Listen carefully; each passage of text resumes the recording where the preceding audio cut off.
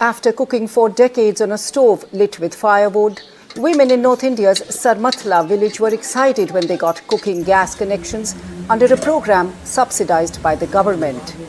But now the liquefied petroleum gas cylinders lie unused as many return to cooking with wood. Everything has become so expensive and I'm poor. As daily wagers, we barely earn $4.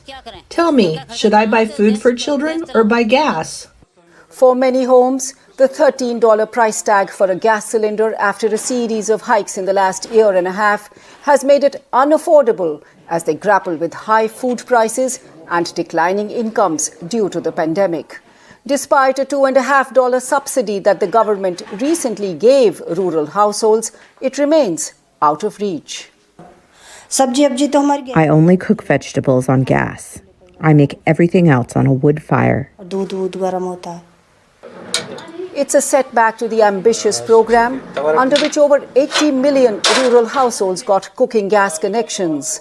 The aim to address problems caused by these smoky fumes. Now that indoor air pollution is equivalent to a person smoking significant number of cigarettes continuously at the same time.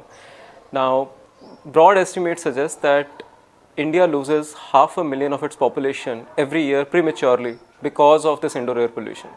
These women live with those health consequences. I cough, I get congestion and breathing problems. Then I try to cook on the gas stove. With a wood stove, I get coughing spasms. I feel pain in my eyes and I get breathless. It is not just poor households that have been hit. Even better off households in the village use cooking gas sparingly. It is a huge challenge to cope with inflation and high cooking fuel prices. When I am told that it is time to refill the gas cylinder, I get really worried. The number of households using clean energy rose from about 30 to 70% between 2011 and 2020. Those gains are now under threat. At the very least, this has stalled the progress. At worst, this has reversed some of the progress.